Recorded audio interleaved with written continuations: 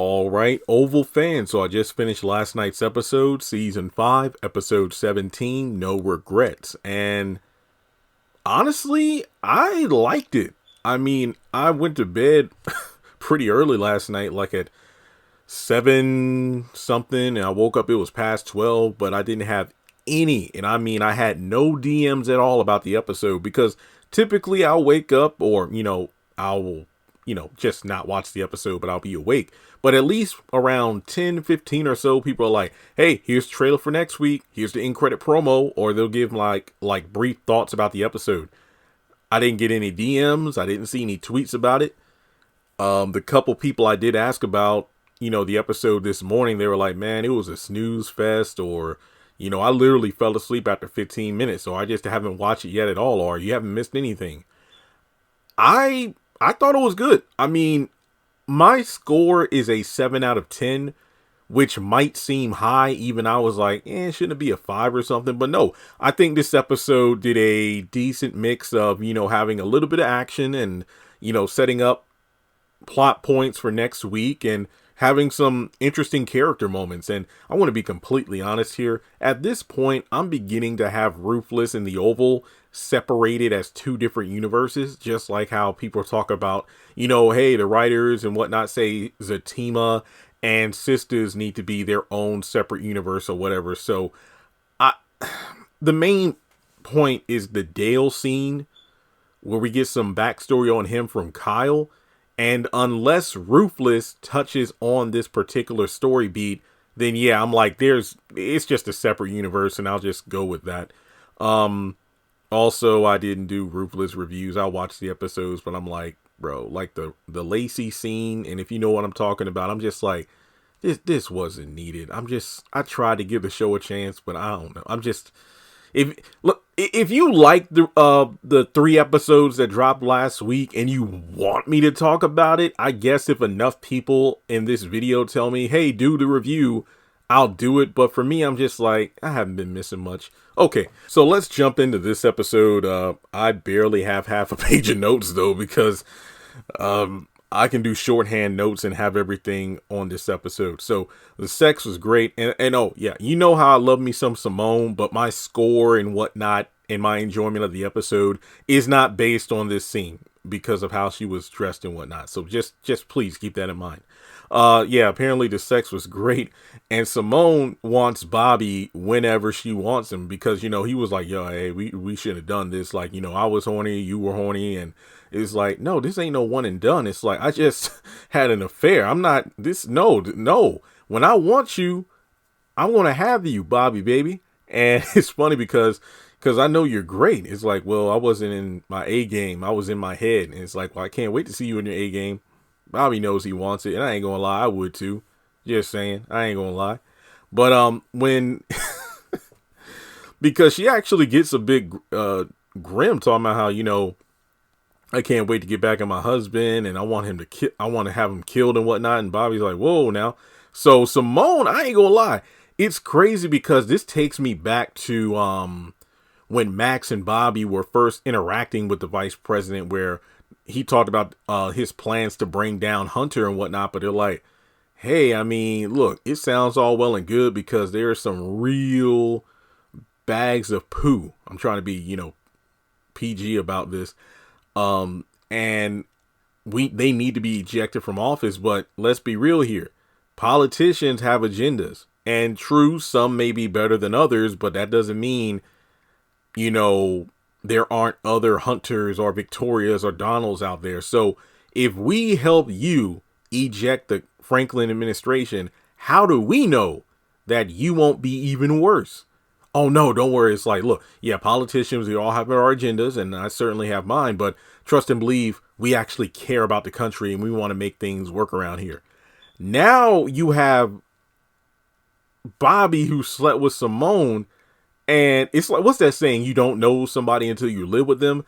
But in this case, Bobby is probably going to see a different side of Simone now that she's, got him to sleep with her. So it's like, she might be a Victoria Franklin. We just don't know.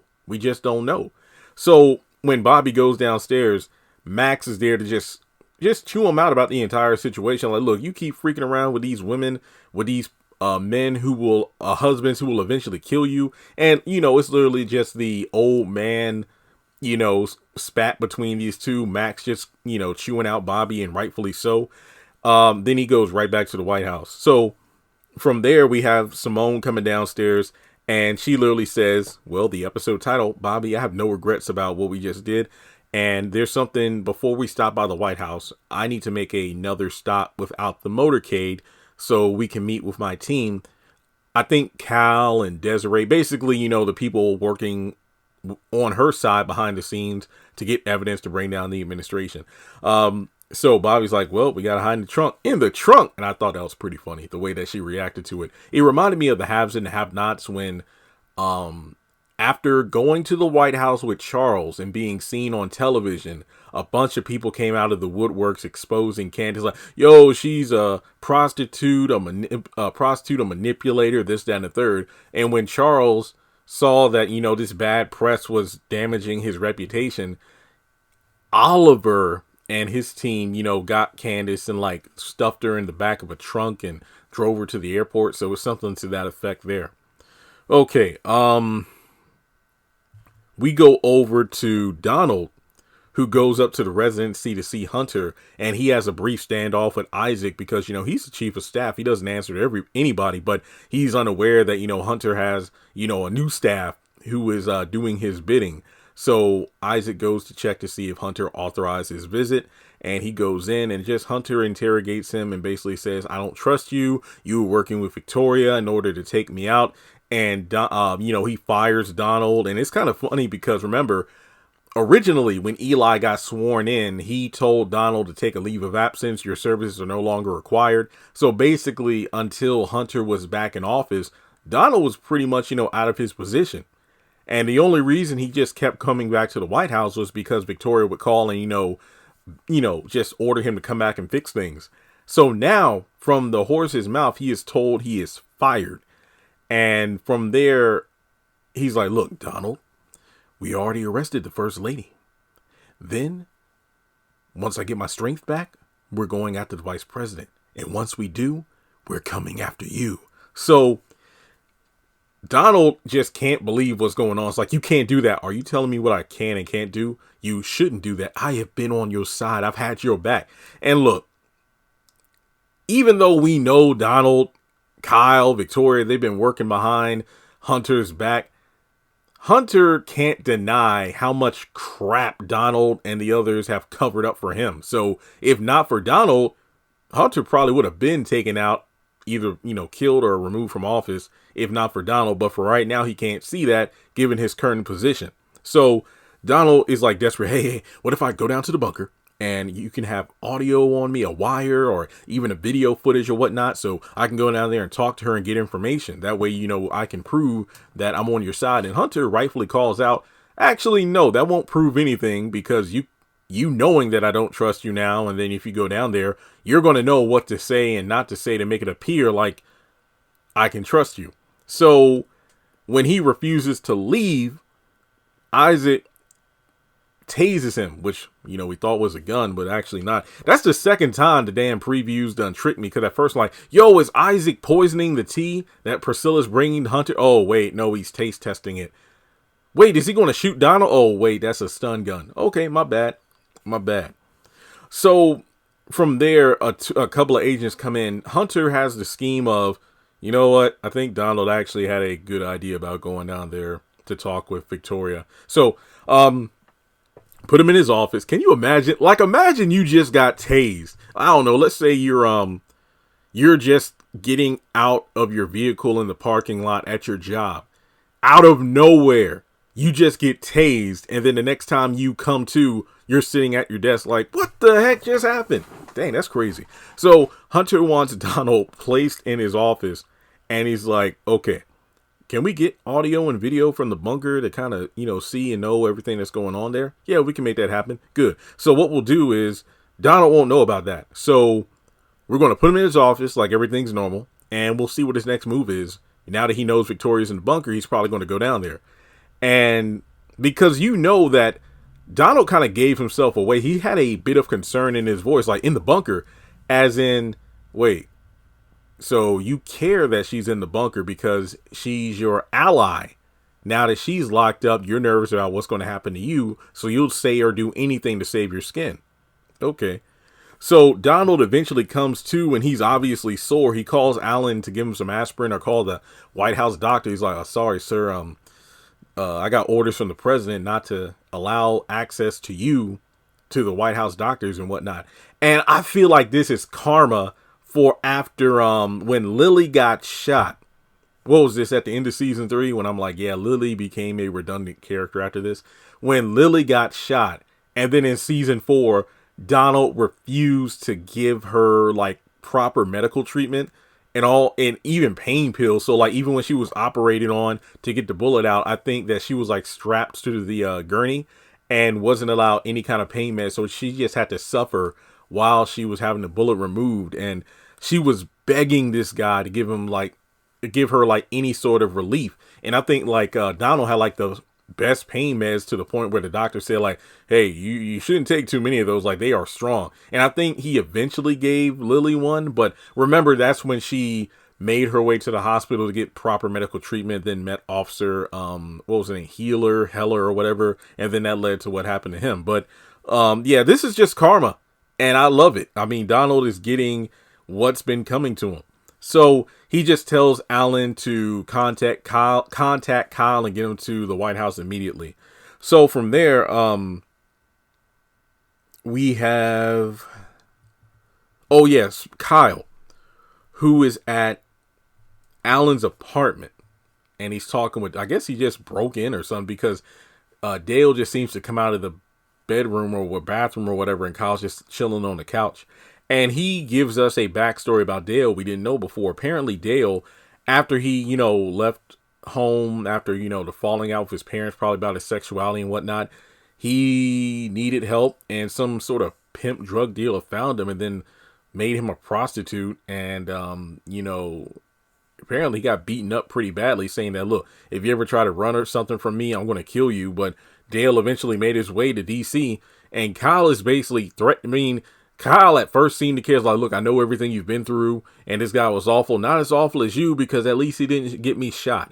But basically, Kyle's like, look, I can protect you. But then it switched gears quickly to, hey, I tell you what, if you don't come to my apartment and do the stuff that I want to do, I'm going to call this pimp and tell him where to find you, and then, well, you're done for.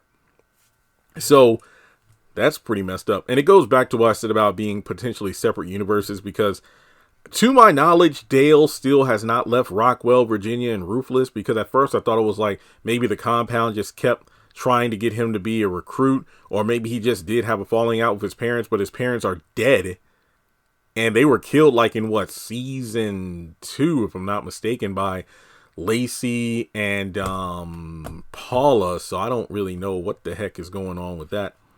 But in any case, we go over to Nancy, who gets a phone call. She's still calling the credit card company to see if there's any charges from Barry, but no luck with that. But she does get a call from Barry's number with some voice that at first it sounded like Barry, but the more this voice kept talking, I'm like, nah, because even Nancy like, wait, Barry, this doesn't sound like you. So basically, he's like, look, I'm hurt. I text you with the address, and you need to bring some money, because if you don't bring the money, they're going to kill me. And Nancy just stupidly decides to go, because we do know that she's going based on the promo for next week. Going by herself. Like, you don't think to call Sam, you don't think to call Richard, because in the day and age we live in, it's just way too common to get spam calls. Like, not to go on a tangent, but I got a friend I used to work with at the call center, and he was telling me like, yeah, my grandmother got scammed, because she got scammed for like $3,500, because there was a phone call she received. There was something, I don't know what it was, but she told me that the person that called had my voice and basically was saying, hey, look, I got arrested for something, and this, that, and the third, and I need some bail money. So she got scammed out of $3,500 because someone had taken his voice somehow and then used it to, lie over the phone and get money from his grandmother. And that's pretty trippy because I see news reports about this all the time where when you get a phone call and you just hear a boop and then it starts talking, do not say things like yes or no, because they like grab your voice and then they just use it to do all sorts of things. And I didn't mean to turn this to a PSA about identity theft and whatnot, but we live in crazy times where that kind of stuff can happen. So just throwing that out there. So yeah, this person on the phone might not actually be Barry, because I thought, oh, well, Vaughn probably just did a quick voiceover and, provide his voice for this call. But no, at first it sounded like him, but then the more the voice kept going, I'm like, no, this don't sound right. This don't sound right. Now, going back to the kitchen, we got Priscilla telling Richard about Hunter's request for her to help him out. And, she knows he can't be trusted because he's evil. Victoria's evil. They're all evil up in here. And Sam comes in, and as quickly as she was telling Richard about that stuff, she just changed her tune to, oh, yeah, well, he wants to sleep with me. Yeah. And I'm just like, Priscilla, please, just this is not the time. But thankfully, Sam was cool about it because he's like, look, you know what? I ain't saying nothing because I banged the first lady. So what can I say? Because as soon as Priscilla left, he was like, so what is she talking about? And then she just comes up behind him and just says, oh, yeah, he wants me. Oh, that's a phone call. Yeah, he probably wants me to come up there right now. Okay, yes, sir. I'll be right up. And then as soon as she leaves, Richard is like, Sam, it's like, look, don't even worry about it. I got the kid. Wait, what? So Sam has a plan where he wants to set up some sort of interview so Jason can expose it all. But Richard warns him not to do it. But it's going to happen because I think the episode 19 synopsis, I did a video on it recently. Oh, wait, I recorded it, but I haven't edited it yet. Oops. But, yeah, he's going to set up a press conference or interview. So from there, Priscilla goes upstairs. Hunter's like, wait, have you thought about it? Sir, it's only been 20 minutes. And basically, he's like, wait, you don't trust me, do you? How about this? I'll let you go down there to the bunker to see my wife. That way you know that I really did have her arrested and I am working to bring, her down. So Agent Isaac escorts her down there. She brings a plate with some food on it. Victoria doesn't want it. But before Priscilla gets down there, Victoria's just ranting and raving, and Kareem, is revealing like, look, we don't trust any of y'all. Like, you say you can help us out, but I know you're lying. And I know your daughter used to come around the area too. What are you talking about? I know your daughter knew Picky. Yeah, the one that's dead. Oh, Picky, yeah, that thug she used to like. Yeah, we know what you did to him. What do you mean? You can't do anything. Don't worry about it. We know what you did to him, which is an indication like, look, we might be locked up down here, but the hood knows y'all doing some crazy stuff. Makes me wonder about the whole Denise stuff. Who's Denise? Remember Ruth's twin sister that was killed way back in season 1? She was Hunter's mistress. But from there, we go over to Priscilla coming down. And while Priscilla was annoying in the kitchen with the Sam stuff, I did like the fact that she was, flaunting the fact that, Victoria's locked up like a caged animal. The taunting actually worked. It made sense. Yeah, Priscilla's still all talk, but this to me was rightful payback for all of the seasons when Victoria would purposefully just taunt Priscilla about the fact that, yeah, me and your husband slept together. So this was just done so tastefully. And the fact she's like, oh yeah, I love driving you crazy. Oh yeah, my father. Oh yeah, your father. Yeah. It was great. That was probably one of my favorite bits of the episode. One of the few times I'm like, okay, Priscilla, I'm cheering for you. I'm cheering for you. Then the final scene is Kareem talking with Antonio. Is like, look, man, we ain't going to get out of this. Me and you both know that. But we need to go out here fighting. So we're going to get her. I'm going to get her close to the bars. We're going to grab her. And it's like, then what? It's just like, I mean, if we attack her, then they're probably going to open the gates or something. So maybe we can try to get out that way. And then Antonio's like, wait, so you get her to the bars and we grab her, then what? Look, man, I can't come up with everything. It's like, we're just sitting here doing nothing. So yeah, it does seem a bit random for this to go down, but Kareem apologizes and, tries to soothe the beast that is Victoria. Like, look, I don't know how, but we'll get you out of this somehow. And then, Victoria kind of softens up, but then grab her. So he grabs her by the hands and Antonio grabs one of her legs, but then she kind of pulls herself away. I believe she hit her head on little commode in the bunker, and then it's like, oh, is she dead? Is she breathing? But then in the promo, I'm pretty sure I see Victoria like kind of moving, indicating that she's breathing. So there's that. But yeah, I thought this was an okay episode. Yeah, I thought it was decent, above average. And we're getting close to the finale, so I do hope that the last handful of episodes of the season can truly deliver, because 18, 19, 20, 21, 20. Yeah, we got 5 episodes left. I hope that season 5 can really pick things up, because it's sad. What was supposed to be the season to turn things around is turning out to be a bit of a dud. But this is one of the prime examples of, okay, an episode during the back half of the season that is actually watchable. So with that being said, like and subscribe, and I'll catch you in the next video.